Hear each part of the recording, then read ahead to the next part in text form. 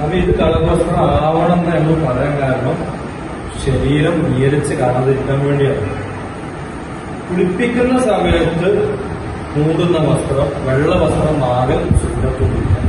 വേറൊരു ശീലം എടുത്തുകൊണ്ട് ഇടത്തെ കൈയിന്റെ ചൂണ്ട് വിരലിൽ ഒരൽപ്പം ചുറ്റിയിട്ട് പല്ല് തേച്ചു കൊടുക്കുമ്പോൾ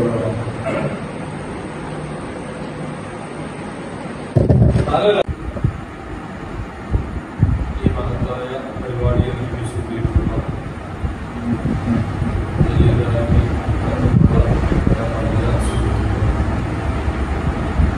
ഈ ചിത്രത്തൂപ്പാറ പഠിക്കാൻ പ്രദേശത്തുള്ള വളരെ പ്രധാനപ്പെട്ട ഒരു അറിവ് കരസ്ഥമാക്കണം എന്ന് ആഗ്രഹിച്ചുകൊണ്ട് അത്യുത്സാഹത്തോടുകൂടി ഇവിടെ ഒരുമിച്ച് കൂടിയിട്ടുള്ള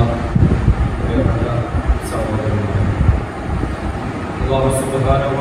നമ്മുടെ ഈ ഒരുമിച്ച് കൂടൽ നല്ല ഒരു ഹൈറായ പ്രയോജനം കിട്ടുന്ന ഇരു ലോകത്തും നമുക്ക് ഗുണം കിട്ടുന്ന ഒരുമിച്ച് കൂടലായി നമ്മിൽ നിന്ന് തമിഴ് ചെയ്യുന്ന അറിയുന്ന കാര്യങ്ങളൊന്ന് മനസ്സിൽ സ്ഥിരപ്പെടുത്തുവാൻ, അറിയാത്ത കാര്യങ്ങൾ നമുക്ക് അറിയാൻ വേണ്ടി അങ്ങനെയുള്ള നല്ല ഉദ്ദേശത്തോടുകൂടിയാണ് നമ്മൾ ഒരുമിച്ച് കൂടിയിട്ടുള്ളത്. പറഞ്ഞതുപോലെ ഒരു മുമ്പിനായ മനുഷ്യൻ മരിച്ചാൽ ഉടനെ ചെയ്യേണ്ട എണ്ണപ്പെട്ട കുറച്ച് കാര്യങ്ങളുണ്ട്.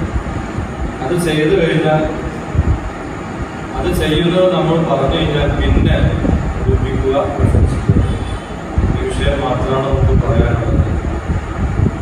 ഏകദേശം നമുക്ക് 2 മണിക്കൂറോളം സമയം വേണ്ടി വരും. വിശദീകരിച്ച് പറയുകയാണെങ്കിൽ കൂടുതൽ സമയം വേണ്ടി വരും.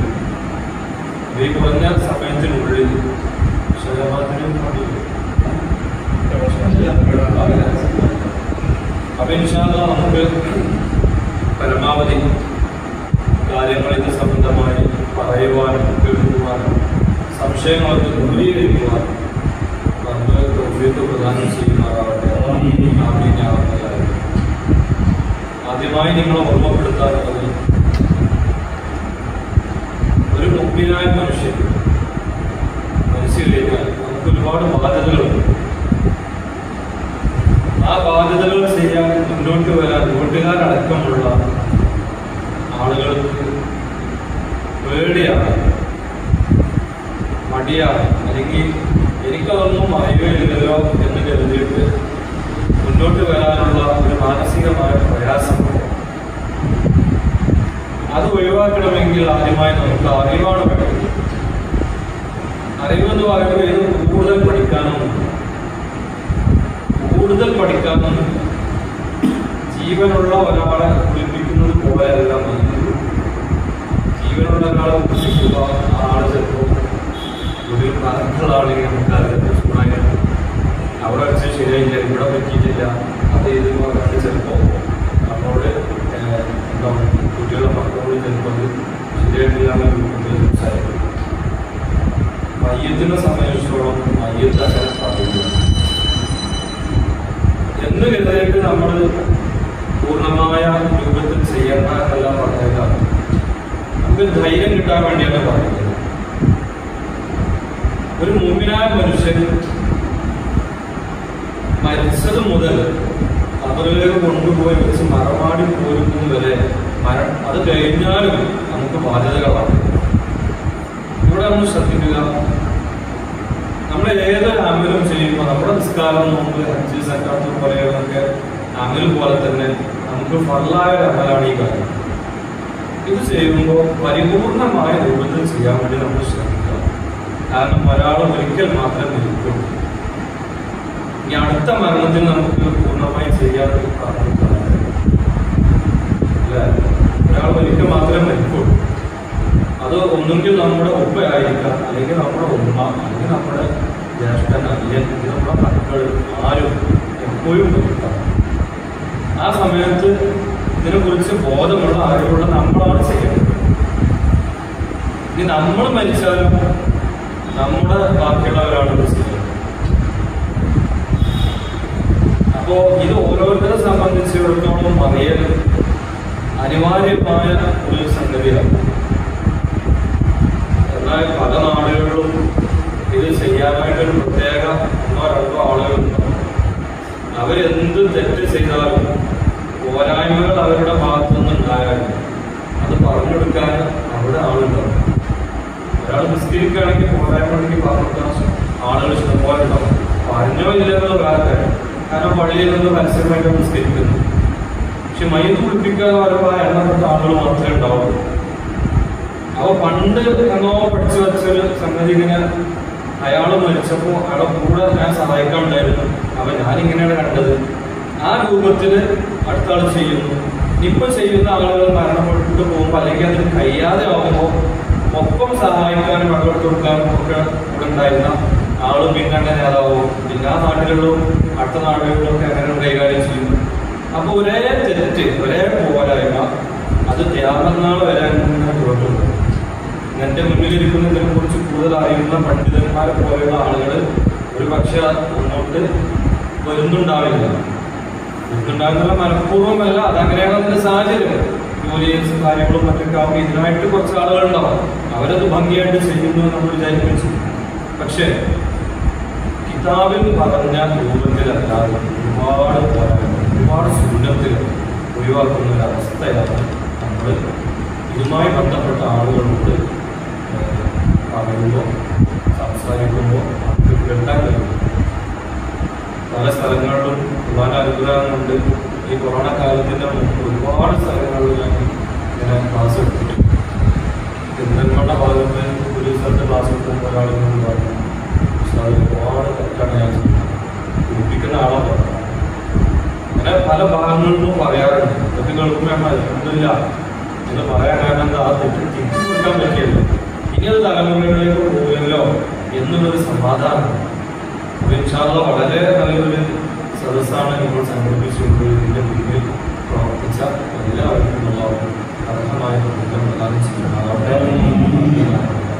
ഇതേപോലെ ഒരു മുമ്പിൽ മരണപ്പെട്ടിരിക്കുക. ഇതൊക്കെ നമ്മൾ ചെയ്യേണ്ടത് രണ്ട് കണ്ണും അടച്ചു കൊടുക്കുക എന്നുള്ളത്. മരിച്ചാൽ ഉടനെ ഒന്നാമതായി ചെയ്യാൻ തർത്തീവ് പ്രകാരം തന്നെയാണ് പറഞ്ഞത്. നിങ്ങൾ മുംബൈയിൽ ഒന്നാമതായി കണ്ണടച്ചു കൊടുക്കുക. കണ്ണടച്ചു കൊടുക്കുമ്പോൾ നമ്മുടെ വലത്തെ കൈയിന്റെ ചൂണ്ടുവിരൽ മയ്യത്തിന്റെ വലത്തെ കണ്ണ് ആദ്യം ബിസ്മില്ല വഅലാ മില്ലത്തി റസൂലില്ലാഹി സ്വല്ലല്ലാഹു അലൈഹി വസല്ലം എന്ന് പറഞ്ഞുകൊണ്ട് വലത്തെ കണ്ണ് നമ്മുടെ വലത്തെ കൈയിന്റെ ചൂണ്ടുവിരൽ കൊണ്ട് അടച്ചു കൊടുക്കും. പിന്നെ ഇടത്തെ കണ്ണ് അടച്ചു കൊടുക്കും. ഇത് കണ്ണുകൊണ്ടനായ അന്ധനായ ആളാണെങ്കിലും കണ്ണടച്ചു കൊടുക്കും. എന്തിനാണ്? മയ്യത്ത് ഒഴിപ്പിക്കുന്ന ആളുകൾക്കും കാണാൻ വരുന്ന ആളുകൾക്കൊക്കെ മയ്യത്തിനെ കാണുമ്പോൾ പ്രയാസമില്ലാതിരിക്കാനും മാത്രമല്ല മുഹമ്മദ് മുസ്തഫ സ്വല്ലല്ലാഹു അലൈഹി വസല്ലം തങ്ങൾ പഠിപ്പിച്ചു തന്ന ഒരു സുന്നത്തായ കാര്യമാണ്. റൂഹ് അവസാനമായി പുറപ്പെടുന്നത് കണ്ണിലൂടെയാണ്.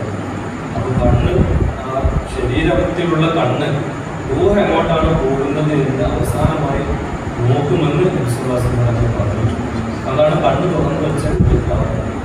അപ്പൊ കണ്ണ് പൊട്ടനാണെങ്കിലും ആ പൊട്ടനായ പയ്യന്റെ കണ്ണു വെച്ചു. രണ്ടാമതായി ചെയ്തത് ഒരൽപ്പം വീതിയുള്ള ശീല കൊണ്ട് താട കെട്ടിക്കൊടുക്കുക.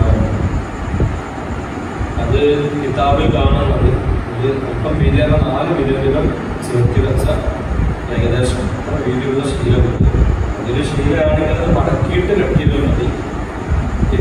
ഇങ്ങനെ അടിയിൽ നിന്ന് മുകളിലോട്ട് തലയുടെ മുകളിലാണ് കെട്ട് വരുന്നത്.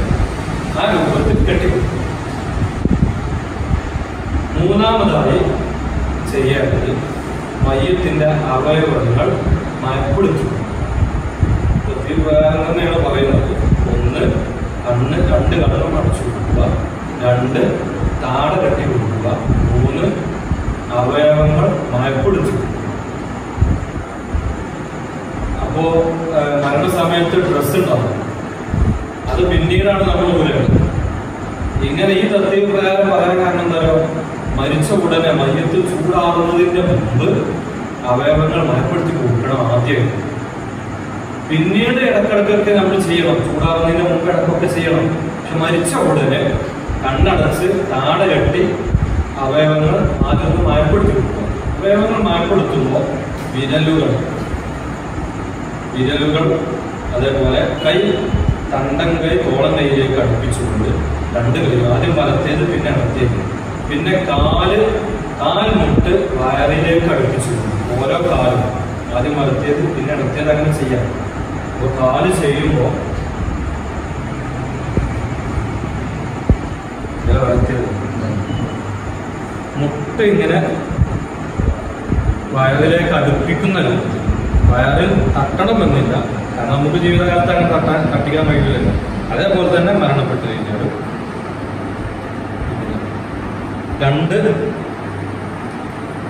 രണ്ട് കാലം നമ്മൾ പരമാവധി പറ്റുന്ന രൂപത്തിൽ ചെയ്യുന്നു. അതെന്തിനാണ് ചെയ്യുന്നത്? ഊര ശരിയായി കിട്ടാൻ വേണ്ടി. നമ്മൾ മയ്യത്ത് കുളിപ്പിക്കുന്ന സമയത്ത് ഇരുത്തുന്ന കാര്യം പറയുന്നത്, വയറ്റിലുള്ളത് പുറത്താക്കാൻ വേണ്ടി ഇരുത്തുന്ന കാര്യം. അപ്പൊ ഇങ്ങനെ രണ്ട് കാലം ചെയ്തു കഴിഞ്ഞാൽ ഇതിങ്ങനെ ചെയ്യുമ്പോൾ ഇവിടെ ഊര ശരിയാവും. അതിനു വേണ്ടിയാണ് ഇത് ചെയ്യുന്നത്. ഇപ്പൊ കൈ നിങ്ങൾക്ക് മനസ്സിലായല്ലോ അല്ലേ? തണ്ടൻ കൈ തോളം കൈയിലേക്ക് അടുപ്പിക്കും. ഇത് ചെയ്തതിന് ശേഷം ആകെ മൂടുന്ന ഒരു വസ്ത്രം എടുത്തിട്ട്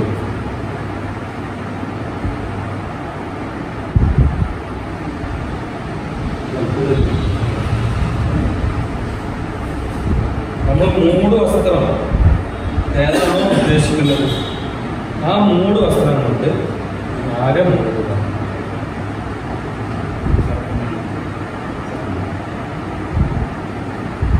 മൂട് വസ്ത്രം കൊണ്ട് ആകെ മൂടിയതിന്റെ ശേഷം മയ്യത്തിന്റെ ശരീരത്തിലുള്ള മരണസമയത്ത് ധരിച്ചിരിക്കുന്ന വസ്ത്രം ഓരോന്നായി ഊരിയെടുക്കുക. ഇത് അങ്ങനെ പറയാൻ കാരണം നമ്മള് എന്താണ്, ആദ്യം തന്നെ ഡ്രസ്സൊക്കെ ഊരിയെടുത്തു കഴിഞ്ഞാൽ നഗ്നമായ രൂപത്തിലായിരിക്കും ഉണ്ടാവുക. പിന്നെ മൂടുവസ്ത്രം എടുക്കാനുണ്ടാവില്ല.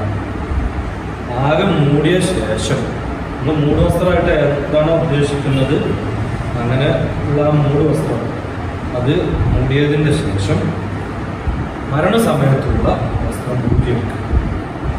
അത് ഊരിയെടുക്കുന്ന സമയത്ത് തുണിയൊക്കെ ആണെങ്കിൽ നമുക്ക് ഊരിയെടുക്കാം അല്ലേ? ഷർട്ടൊക്കെ ആണെങ്കിൽ അങ്ങനെ സഹിച്ച് ഊരിയെടുക്കുമ്പോൾ എഴുന്നേൽപ്പിച്ചിരുത്തണമെങ്കിൽ അതിൻ്റെ ആവശ്യം വരുന്നുണ്ടെങ്കിൽ നല്ല ഇരുത്തിയതിന് ശേഷം ഊരിയെടുക്കണം. പിന്നെയാണ് സാധിക്കുന്നത്. പിന്നെ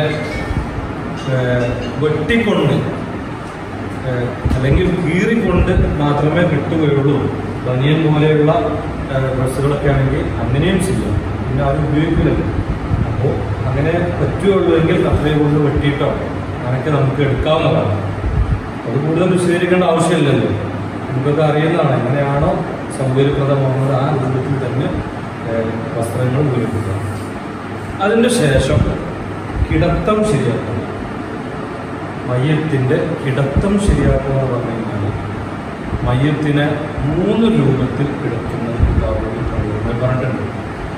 ഒന്നാമത്തെ രൂപം വലതുവശമുള്ള കിബിലയിലേക്ക് ചിരിച്ച് കിടത്തുക. ഇവിടെ കിബില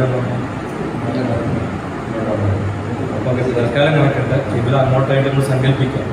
അപ്പം ഇങ്ങനെ ഈ വലതുവശമുള്ള ചെരിച്ച് കിടക്കും. വലതുവശം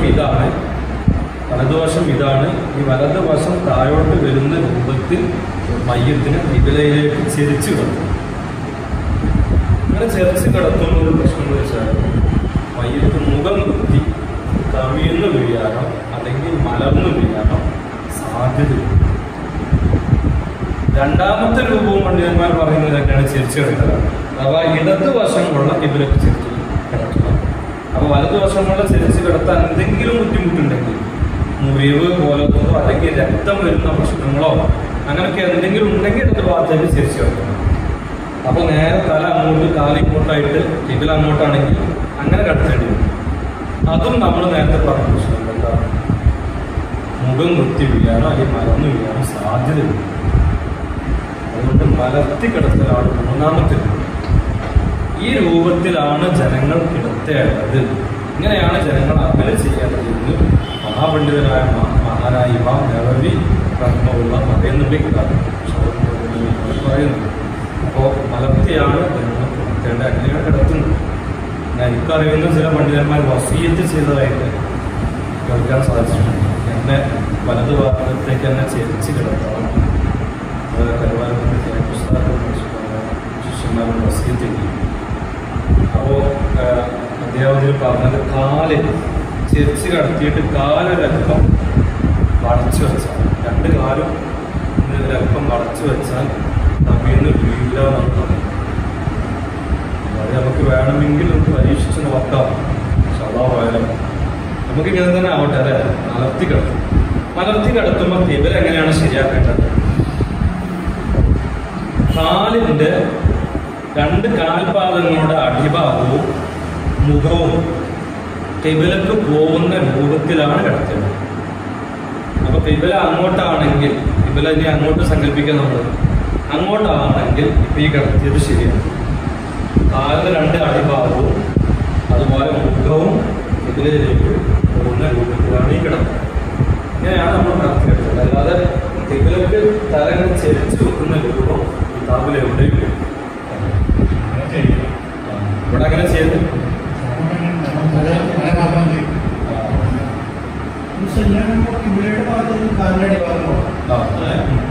മുഖം പോകാൻ വേണ്ടി ഈ തലക്ക് താഴെ ഒരു കട്ടി കുറഞ്ഞ എന്തെങ്കിലും ഒരു തുണി വെച്ചു. ഉദാഹരണമായിട്ട് അത് കട്ടികളുണ്ടാവും. വലിയ തലയൊന്നും വെച്ചു കൊടുക്കേണ്ട ആവശ്യമില്ല.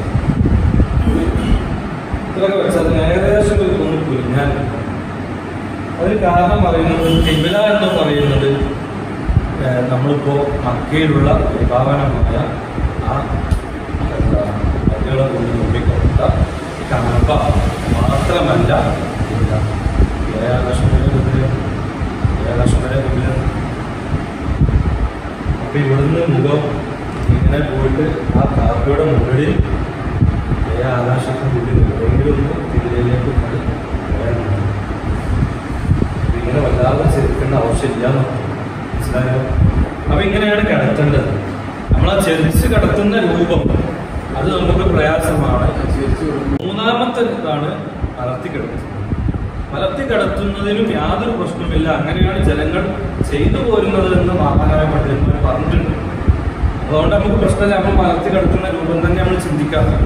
ഇനി ചെരിച്ച് കിടത്തുമ്പോൾ ഈ പറഞ്ഞ പ്രയാസങ്ങളും മറ്റൊക്കെ ഉണ്ടാവും. പിന്നെ നിങ്ങൾ ചിലപ്പോൾ നന്നായിട്ട് നമ്മൾ ചിലപ്പോൾ ഇതൊക്കെ പഠിച്ചാൽ അപ്പോൾ അടുത്ത ആളുകൾ കാണുമ്പോൾ അവിടെ ചെരിച്ച കിടത്തില്ല, നമുക്കും ചെരിച്ചെടുക്കാം. അപ്പോൾ അതുകൊണ്ട് വല്ല ബുദ്ധിമുട്ടുകളുണ്ടായ കഴിഞ്ഞാൽ അത് പ്രയാസമല്ല. അപ്പോൾ ചെരിച്ച് കിടത്തുമ്പോൾ കുറിക്കുറൊക്കെ എന്തെങ്കിലും വെച്ചിട്ടൊക്കെ ചെയ്യാൻ പറ്റുന്നുണ്ടെങ്കിൽ ചെയ്യാം, നല്ലതന്നെ. ഏറ്റവും അഫ്സലായ ഒരു പദമാണ്. പക്ഷെ മലർത്തി കിടത്തുന്നതാണ് നമ്മൾ ചെയ്യേണ്ടത്. അതിന് പ്രയാസമില്ല. അപ്പോൾ കിബിലയുടെ നേരെ വരുന്നത് നമുക്ക് മനസ്സിലാക്കാം. രണ്ട് കാലിൻ്റെ പാദങ്ങളുടെ അടിഭാഗം കിബിലയിലേക്ക്, മുഖവും അല്ലാതെ തെക്ക് വടക്ക് കിടത്തി മുഖം ചെരിച്ച് വെക്കുന്ന കിബിലയിലേക്ക് തിരിച്ചു വെക്കുന്ന രൂപം ഇല്ല. ഇല്ലല്ലോ സാർ? അങ്ങനെയാണ് ഇപ്പൊ നമ്മൾ ഇവിടെ ചെയ്യുന്നത്. അങ്ങനെ ചെയ്യുന്നത് ഇങ്ങനെ കിടന്നിട്ട് അങ്ങോട്ട് മോഡൽ ചെക്ക് ചെയ്യണം. അപ്പോൾ തെക്കി കാലം പടക്കുന്ന സാഹചര്യം അത് നമ്മൾ ഇത് അറിഞ്ഞല്ലോ.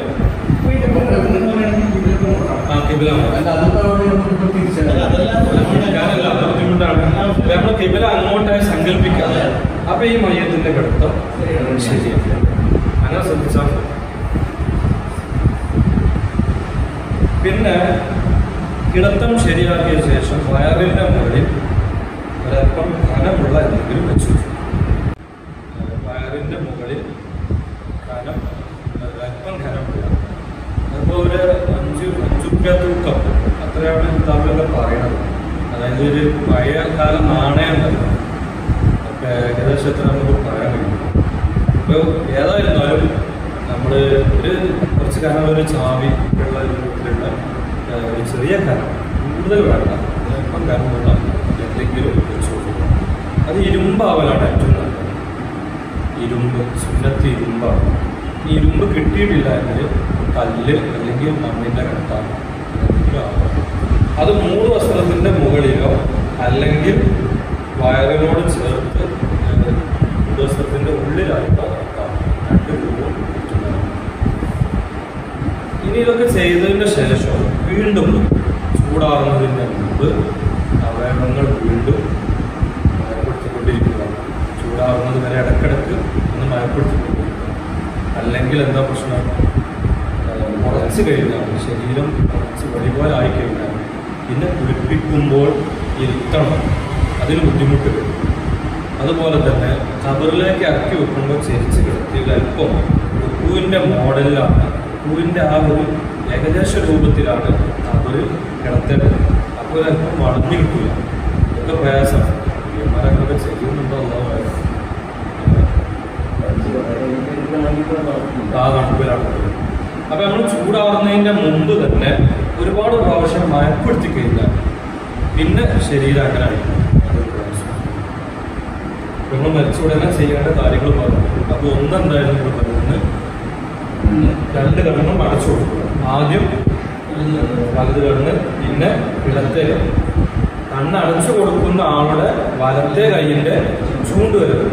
കണ്ണടച്ചു കൊടുക്കുമ്പോൾ ചൊല്ലാനില്ല. എന്താ ചൊല്ല?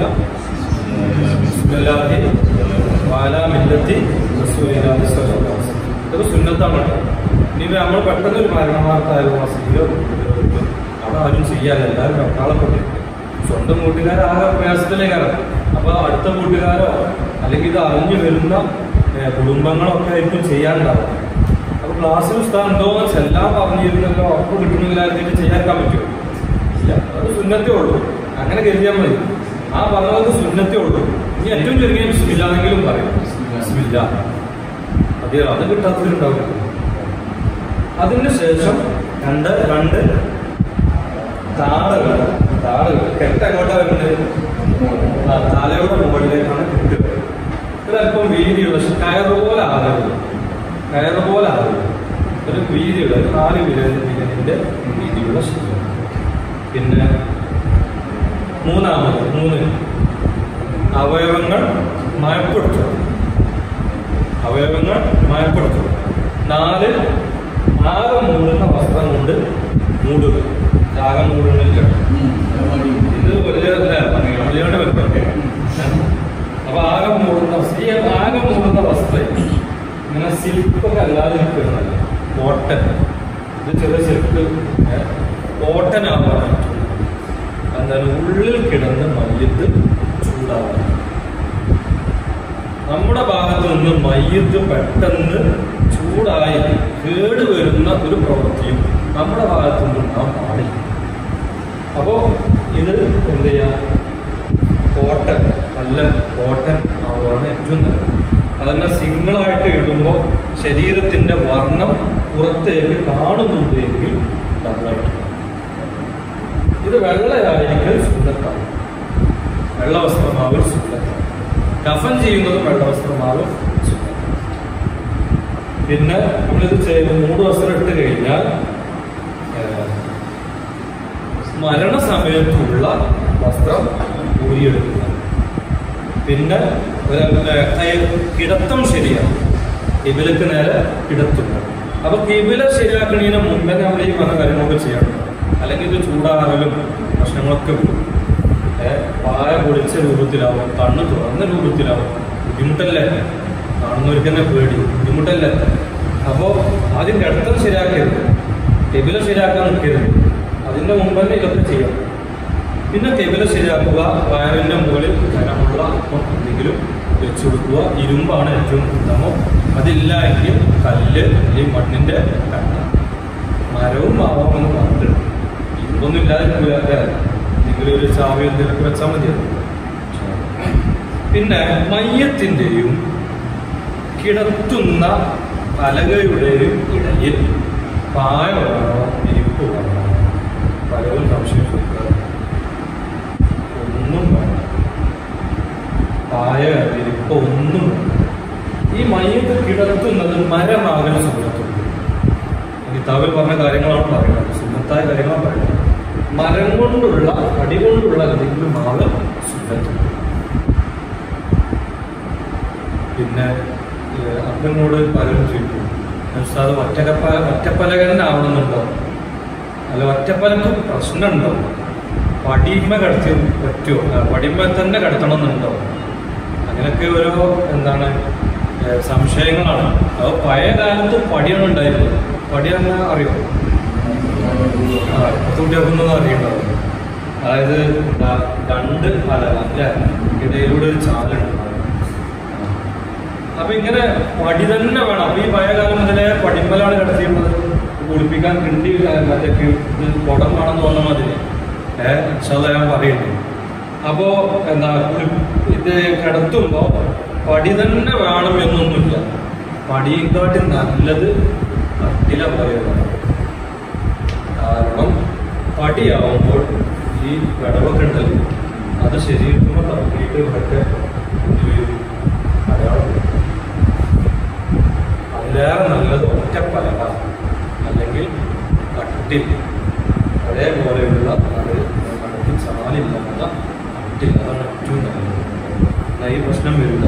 ഇത് ആ ഭാഗം തട്ടിയിട്ട് അവിടെ അടയാളം പോകും. കിതാബിൽ പറഞ്ഞല്ലോ കേട്ടോ, ഞാൻ പറയാം, ഇത് മനസ്സിലാക്കാൻ വേണ്ടി പറയാം. പിന്നെ ഈ കാര്യങ്ങൾ ചെയ്തു കഴിഞ്ഞാൽ പിന്നെ ഉടനെ ഖുർആൻ പാരായണം ആരംഭിക്കുക. പറയേണ്ട ആവശ്യമില്ല. ബാബുവിന്റെ റഹ്മത്തിന്റെ മലക്കുകൾ ഇറങ്ങാൻ വേണ്ടിയാണ്. പിന്നെ മയ്യത്തിന്റെ കടങ്ങൾ ഉണ്ടെങ്കിൽ പെട്ടെന്ന് വിടുക. അത് എന്താ 40 മതക്കണ്ട. പള്ളിക്കന്ന് ഉസ്താദ് മയ്യത്ത് മുന്നിൽ കൊണ്ടുപോയി വെച്ചിട്ട് പറയാൻ എത്തിക്കണ്ട. ഇബ്സല്ലാസ്ലമ തങ്ങൾ പറഞ്ഞിട്ടുണ്ട്, ഒരാൾ മരണപ്പെട്ട് കഴിഞ്ഞാൽ നല്ല മുഅ്മിനായ നല്ല സ്വാലിഹായ മനുഷ്യനാണെങ്കിൽ പോലും ഈ റൂഹ് കൊണ്ടിട്ട് എന്താ മലക്കുകൾ, റഹ്മത്തിന്റെ മലക്കുകൾ ആകാശലോകത്തേക്ക് റൂഹിനെ ഉയർത്തിക്കൊണ്ടുപോകും. അവിടെ ചെല്ലുമ്പോൾ ഇല്ലീൻ എന്ന പേരുള്ള പ്രത്യേകമായ സ്ഥാനത്താണ് ഈ മുഅ്മിനായ മനുഷ്യന്റെ റൂഹിന്റെ പേര് എഴുതി വെക്കുക. ഈ ആള് ആലമുൽ അർവാഹിലേക്ക് അല്ലെങ്കിൽ ബർസഖിയായ ലോകത്തേക്ക് വന്നിട്ടുണ്ട്. ലിസ്റ്റിൽ പേരെഴുതുന്നത് ആരാണ്? മലക്കുകളാണ്. അപ്പൊ ഈ റൂഹ് കൊണ്ടുപോകുന്ന മലക്കുകൾ അവിടെ എത്തുമ്പോൾ അവിടെയുള്ള എഴുത്തുകാരായ മലക്കുകൾ ചോദിക്കും, അത്ര ഇയാൾക്ക് കടം ഉണ്ടാവും. കടമുണ്ട് എന്ന് പറയുകയാണെങ്കിൽ ഒരു എഴുതൂരാണ്. കടം വീഴ്ത്തുന്നത് വരെ ഇല്ലീൻ എന്ന് പറയുന്ന അള്ളാഹുവിന്റെ അടുത്തുള്ള പ്രത്യേക ഏടിൽ, സ്വർഗക്കാരുടെ ഏടിൽ പേരെ എഴുതൂരാന്നാണ്. അപ്പോൾ വാപ്പാക്ക് കടമുണ്ടെങ്കിൽ, മയ്യത്തിന് കടമുണ്ടെങ്കിൽ പെട്ടെന്ന് വീട്ടാൻ നോക്കും.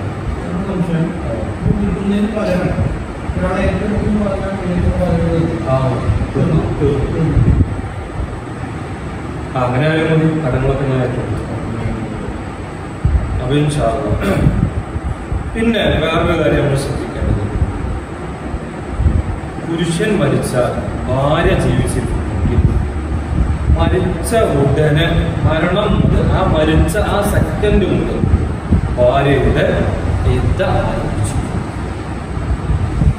ഒരു ഭാര്യ, ഇത് സ്ത്രീകളോട് പറയേണ്ടതാണ്, പക്ഷെ നമ്മളൊരു ഇരുന്നുള്ളവർക്ക് നമ്മൾ അറിഞ്ഞിരിക്കുക, നമുക്കൊക്കെ അത് പറഞ്ഞു കൊടുക്കാറല്ല. മയ്യത്തിന് ഭാര്യ ഉണ്ട് എങ്കിൽ ഇയാൾ മരിച്ച ഉടനെ ഭാര്യയുടെ ഇദ്ദ ആരംഭിച്ചു. ഇതൊക്കെ എന്തെല്ലാം നിയമങ്ങളുണ്ടോ, ആഭരണം, പിന്നെ മറ്റേ സൗന്ദര്യം ആക്കുന്ന വസ്ത്രങ്ങൾ, ഇങ്ങനെ എന്തെല്ലാം നിയമങ്ങളുണ്ടോ ആ നിയമങ്ങളൊക്കെ മരിച്ച ഉടനെ മുതൽ എന്താവണം, ഭാര്യ തുടങ്ങണം, അല്ലെങ്കിൽ ആറണം.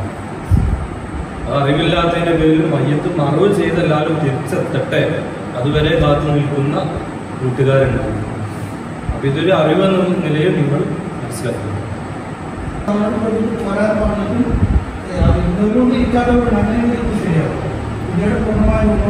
ഇതിലൂടെ നിയമങ്ങൾ ഒരുപാട്, ആ പൂർണ്ണമായ നിയമം അനുസരിച്ചല്ല നമ്മുടെ സ്ത്രീകൾ ഇരിക്കുന്നത്. അത് നന്നായിട്ട് പോകുന്നത് അത്യാവശ്യ ഘട്ടത്തിലല്ലാതെ അത്യാവശ്യ സമയം. അപ്പോ ചികിത്സ ഡോക്ടറെ ഇങ്ങോട്ട് കൊണ്ടുവരാൻ പറ്റില്ല, അങ്ങോട്ട് തന്നെ പോകണം, ആ രൂപത്തിലുള്ള ചികിത്സ. അതുപോലെ ഈ പെണ്ണ് ജോലിക്ക് പോയില്ല അല്ലെങ്കിൽ വീട്ടിലുള്ള മക്കൾ പട്ടിണിയാണ്, അതൊക്കെ ഒരു അത്യാവശ്യ ഘട്ടമാണ്. ഇങ്ങനെയുള്ള രൂപത്തിലൊന്നും അല്ലാതെ ചില സ്ത്രീകളോ ഒരു റൂമിൽ തന്നെ അടച്ചുകൂട്ടി ലേറ്റും കാണാതെ ഒന്നും എന്താ അടുക്കളയിലേക്ക് പോലും പോവാതിരിക്കുന്നവരുണ്ട്. അതും നിയമമല്ല. വീട്ടിലുള്ള ജോലികളൊക്കെ പെണ്ണിന് ചെയ്യാം. പുറത്തിറങ്ങി വെള്ളം കോരാം, അതൊക്കെ ചെയ്യാം. അന്യപുരുഷന്മാർ കാണരുത്.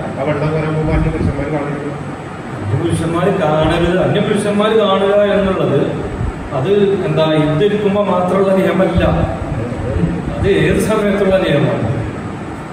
അപ്പൊ അതിപ്പോ നമുക്ക് വീട്ടിലുള്ള ജോലികളൊക്കെ ചെയ്യാം. ആ ജോലിയുടെ ഭാഗമായിട്ട് പുറത്ത് എന്താ വിറക് കൊത്താനോ വിറകെടുക്കാനോ വെള്ളം കോരാനോ പിന്നെ സ്വിച്ച് ഓണാക്കാനോ ഒക്കെ പുറത്തിറങ്ങാം. ഒരു റൂമിൻ്റെ ഉള്ളിൽ തന്നെ അടച്ചിട്ടിരിക്കണമെന്നില്ല. എന്നാൽ ചില സ്ത്രീകൾക്ക് ഇതാണ് ഭയങ്കരമായ നിയമം, ഇസ്ലാം പറയാത്ത നിയമങ്ങൾ പോലും പകർത്തിയിട്ട് അങ്ങനെ റൂമിൻ്റെ ഉള്ളിൽ അടച്ചിട്ടിരിക്കുക. എന്നാൽ ചിലരോ അതൊന്നും ഒരു പ്രശ്നമല്ല എന്നുള്ള രൂപത്തിൽ 40 കഴിഞ്ഞാൽ പിന്നെ പുറത്തിറങ്ങും. ഇത് രണ്ടല്ല വേണ്ടത്. നിയമം പോലെ അറിയുക. അത് ഇദ്ദേഹയുടെ ഒരുപാട് നിയമങ്ങൾ നമ്മൾ പറയണ്ട. ഈ സമയം കൂടെ പറഞ്ഞാൽ ശരിയാകും. പിന്നെ അവ മരിച്ച ഉടനെ നമ്മൾ ചെയ്യേണ്ട കാര്യങ്ങളൊക്കെ പറഞ്ഞു. ഇതിലാർക്കെങ്കിലും ഒരു സംശയമുണ്ട്?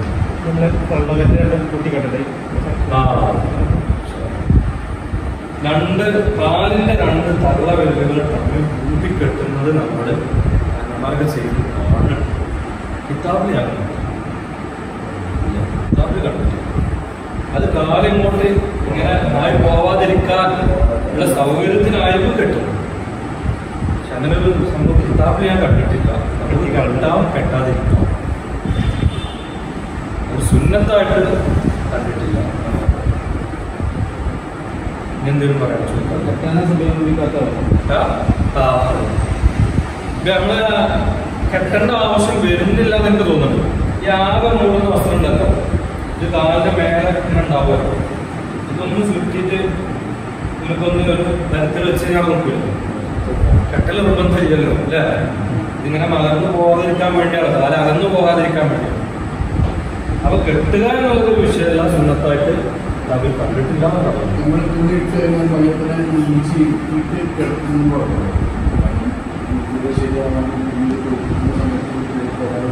അതിനോട് കാല് ചെയ്താൽ തന്നെ ശരിയാവും.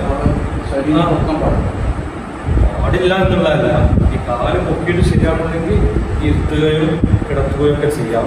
പക്ഷെ അതിന്റെ പകരമാണ് നമ്മൾ ഈ 2 കാല് മുട്ട് വയറിലേക്ക് അടുപ്പിക്കുമ്പോൾ തന്നെ ഓരോ ശരിയാവും, കെടുപ്പ് ശരിയാവും. ഇരുത്തേണ്ട ആവശ്യം വരില്ല എന്നാണ് ഞാൻ മനസ്സിലാക്കുന്നത്. അങ്ങനെ ചെയ്യലുള്ളൂ, ഇരുത്തുന്നുണ്ടോ?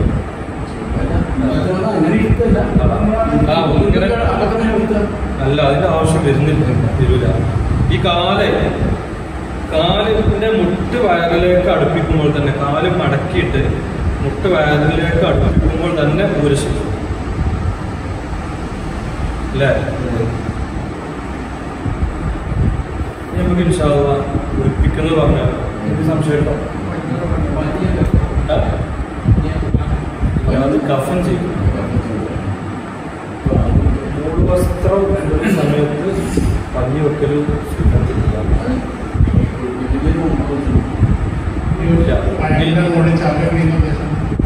വയറ് ഉരുക്കാതെ ഇല്ല. അത് മരിച്ചുടനെ ചെയ്യണം. പിന്നെ നമ്മൾ അത് ഒഴിവാക്കി കഴിഞ്ഞാൽ ഉരുത്തു ചെറിയൊരു കാലം വരും. പിന്നെ കുളിപ്പിക്കുന്ന സമയത്ത് നമ്മൾ ഒഴിവാക്കാം. കുറഞ്ഞ സമയം നമ്മൾ കുളിപ്പിക്കും. അതായത് ആ ചൂടാകുന്നതിൻ്റെ ആ ഒരു സമയത്താണ്. പിന്നെ അത് ഉണ്ടായിക്കോട്ടെ, ഏത് സമയം മുതൽ ഏത് സമയം വരെയാണ് വയറ് ഊർക്കാൻ നമുക്ക് അറിയില്ലല്ലോ. അത് കൃത്യമായിട്ട് നമുക്ക് അറിഞ്ഞുകൂടാ. അപ്പൊ ഏതായാലും കനം വെക്കുന്ന കാര്യമാണ് വയറ് ഊർക്കാതിരിപ്പിച്ച് അപ്പൊ കുറച്ച് സമയം കഴിഞ്ഞാൽ പിന്നെ അതിനെ കുറിച്ച് അത്ര ശരീരശാസ്ത്രം അറിയൂല. പിന്നെ കഫൻ ചെയ്ത് കഴിഞ്ഞാൽ നടുക്കൊരു കെട്ട് വരുന്നുണ്ട്, 3 കെട്ട് വരുന്നുണ്ട്. കുളിപ്പിച്ച് കഴിഞ്ഞാൽ ഉടനെ നമ്മൾ കഫൻ ചെയ്യും. കഫൻ ചെയ്യുമ്പോൾ നടുക്ക് കെട്ടും വരുന്നു. പിന്നെ അതിന്റെ ആവശ്യം. അപ്പൊ കുളിപ്പിക്കുമ്പോ നമ്മള് കുളിപ്പിക്കാൻ പോകുന്നവരുണ്ട് അവിടെ. പിന്നെ നമ്മളിത് ഉണ്ടാക്കി കൊണ്ടുവന്ന ആളുകൂടെ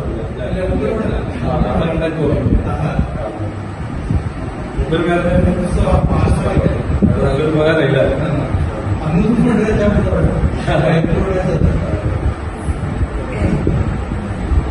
അപ്പോ ഈ കുളിപ്പിക്കുക എന്ന് പറഞ്ഞാല് കുളിപ്പിക്കാൻ പലർക്കും ധൈര്യമില്ലാത്തത് വിയർക്കുമോ എന്ന് പേടിച്ചിട്ടാണ്. അറിവില്ലാതെ എന്തെങ്കിലും ചെയ്ത് കുളിപ്പിക്കൽ ശരിയാവാതെ വന്നാൽ കുറ്റക്കാരനാവുമോ എന്ന് പേടിച്ചിട്ടാണ് പലരും കുളിപ്പിക്കാൻ മുന്നോട്ട് വരാത്തത്. ഒരു കാരണമാണ്. ശരിക്കും കുളിപ്പിക്കേണ്ടത് ആരാണ്? നാട്ടിലുള്ള അങ്ങനെ ഒരു മരുമൊക്കെയാണോ? മലയാളത്തിനൊന്നും പോവാതിരിക്കണ്ടോ? സ്വന്തം കുളിപ്പിക്കാൻ ഏറ്റവും അർഹതപ്പെട്ടത് പുരുഷനാണെങ്കിൽ അടുത്ത കുടുംബത്തിൽപ്പെട്ട പുരുഷന്മാർ, മക്കൾ, ആൺമക്കൾ. മാപ്പയാണ് മരിച്ചെങ്കിൽ ആൺമക്കൾ, അല്ലെങ്കിൽ ജ്യേഷ്ഠന്മാർ, അല്ലെങ്കിൽ അച്ഛന്മാർ, ഇങ്ങനെയുള്ള അടുത്ത കുടുംബത്തിൽപ്പെട്ട പുരുഷന്മാരാണ് കുളിപ്പിക്കാൻ ഏറ്റവും മയ്യത്ത്. സ്ത്രീയാണെങ്കിൽ ആ മയ്യത്തുമായി ബന്ധപ്പെട്ട കുടുംബത്തിൽപ്പെട്ട ഏറ്റവും അടുത്ത സ്ത്രീകളാണ്. അങ്ങനെ പറയുമ്പോൾ എല്ലാ കുട്ടികളും ഇത് പഠിച്ചു, എല്ലാവരും പഠിച്ചു നോക്കണം. അതാണ് ഇതെല്ലാവരും അറിയണമെന്ന് നമ്മൾ പറയാൻ കാരണം. പിന്നെ എല്ലാവരും അറിയുക എന്നുള്ളത് പ്രായോഗികമല്ല. ഒരു മഹല്ലത്തിലെ എല്ലാ വീട്ടുകാരും മയ്യത്ത് കുളിപ്പിക്കുന്നത് പരിപൂർണമായ രൂപത്തിൽ അറിയുക എന്നുള്ളത് പ്രായോഗികമല്ലാത്തത് കൊണ്ടാണ്. ഇതിന് താല്പര്യമുള്ള കുറച്ച് ആളുകളെങ്കിലും ഉണ്ടായാൽ പരിപൂർണമായ രൂപത്തിൽ സുന്നത്തായ രൂപത്തിലൊക്കെയുള്ള കുളിപ്പിക്കുക എന്ന കടമ നിർവഹിക്കാൻ നാട്ടിൽ പറ്റുമെന്ന് നമ്മൾ പറയാൻ കാരണം. അതുകൊണ്ട് ഈ ഒരു സ്ഥിതി തന്നെ ഉണ്ടായിക്കോട്ടെ, ഇതിന് പറ്റുന്ന കുറച്ച് ആളുകൾ പൂർണ്ണമായി പഠിച്ചു വെക്കണം. അപ്പൊ അറിവില്ലാത്തത് കൊണ്ടാണ്, വിയർക്കുമോ എന്ന പേടിയുള്ളത് കൊണ്ടാണ് കുളിപ്പിക്കാൻ പലരും മുന്നോട്ട് വരുന്നത്. ആ പേടി മാറാൻ നമ്മൾ ആദ്യമായി മനസ്സിലാക്കുന്നത് കുളിപ്പിക്കുക എന്ന് പറഞ്ഞാൽ മയ്യത്തിന്റെ ശരീരത്തിൽ വല്ല നജസ്സും ഉണ്ടെങ്കിൽ അത് നീക്കം ചെയ്തിട്ട് അത് നജസ് ശുദ്ധിയാക്കിയ ശേഷം ശരീരം മുഴുവനും ഒരു പ്രാവശ്യം വെള്ളം കുളിപ്പിക്കുക. ഇതിനാണ് കുളിപ്പിക്കുക എന്ന് പറയുന്നത്. നീയത്ത് വേണമെന്നില്ല, നീയത്ത് നിർബന്ധമില്ല. ഇല്ല, മരണത്തോടുകൂടെ വലിയ അശുദ്ധി ഉയരും. പിന്നെ വലിയ അശുദ്ധി ജീവിച്ചിരിക്കുമ്പോഴേ ഉള്ളൂ.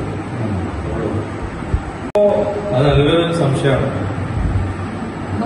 അപ്പൊ ഏറ്റവും ചുരുങ്ങിയ കുളിപ്പിക്കൽ എന്ന് പറഞ്ഞാൽ ശരീരം മുഴുവനും വെള്ളം ഒഴിപ്പിക്കുക. നജസ് ഉണ്ടെങ്കിൽ അത് നീക്കം ചെയ്യുക, ശരീരം മുഴുവനും വെള്ളം ഒഴിക്കുക. കുളിപ്പിക്കൽ കഴിയും, അത്രേ ഉള്ളൂ. എല്ലായിടത്തും വെള്ളം ഒലിപ്പിച്ചു എന്ന് ഉറപ്പ് വരുത്തിയാൽ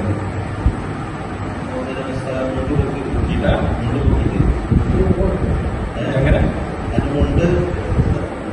ശരീരം മുഴുവൻ വെള്ളം ഒലിപ്പിക്കണ്ടേ? ആയിക്കോട്ടെ, അത് ഞാൻ പറയാം. ഇതിപ്പോ നമ്മൾ ഏറ്റവും ചുരുങ്ങിയ രൂപം പറയണം. ശരീരം മുഴുവനും വെള്ളം ഒലിപ്പിച്ചു എന്ന് ഉറപ്പ് വരുത്തിയാൽ മതി. മുന്നിന്റെ ഉള്ളിലൂടെ കീട്ടോ എങ്ങനെയായാലും കുഴപ്പമില്ല. അതെ, അവിടെയൊക്കെ എത്തി ഉറപ്പ് വരുത്തണം. രഹസ്യഭാഗങ്ങളിലൊക്കെ വെള്ളം എത്തി, വെള്ളം ഒലിപ്പിച്ചു എന്ന് നമ്മൾ ഉറപ്പ് വരുത്തിയാൽ മതി. അതായത് ഞാൻ പറഞ്ഞത് വെള്ളമായാലും ഒഴിക്കുക എന്നുള്ളതല്ലല്ലോ. എല്ലാ ശരീരത്തിന്റെ പുറമേയുള്ള എല്ലാ ഭാഗത്തും വെള്ളം എത്തി എന്ന് ഉറപ്പ് വരുത്തുക. വെള്ളം എത്തിയാൽ നനഞ്ഞ ശീല കൊണ്ട് തുടച്ചാൽ പോലെ വെള്ളം ഒലിപ്പിച്ചു എന്ന് ഉറപ്പ് വരുത്തിയാൽ മതി. ഒലിപ്പിച്ചാൽ മതി. ആയിക്കോട്ടെ, അങ്ങനെയൊക്കെ ചെയ്തതാണ് എങ്ങനെയെങ്കിലും ഉറപ്പ് വരുത്തിയാൽ മതി. അത് ഇങ്ങനെ കിടക്കണമെന്ന് അങ്ങനെ തോന്നണേ. ചെരിച്ചിട്ടോ കാലകത്തി പിടിച്ചിട്ടോ എങ്ങനെയെങ്കിലും വെള്ളം ഒലിപ്പിച്ചു എന്ന് ഉറപ്പ് വരുത്തിയാൽ മതി. അപ്പൊ കയ്യിന്റെ കക്ഷത്തിനുള്ളിൽ കൈ വിടർത്തി പിടിച്ചിട്ടോ എങ്ങനെയും വെള്ളം എത്തി ഉറപ്പ് വരുത്തിയാൽ മതി. അതോടുകൂടെ കൂടി നല്ല വെള്ളം, ചൂടമായ വെള്ളം അതൊന്നും പറ്റും. വെള്ളം വേണമെന്നില്ല. അപ്പോ ഏറ്റവും ചുരുങ്ങിയ കുളി അതാണ്. അപ്പൊ നമുക്കൊരു ഉറപ്പ് കിട്ടി, ഇത് ധൈര്യം കിട്ടി. ഈ പാക്കേജാണ്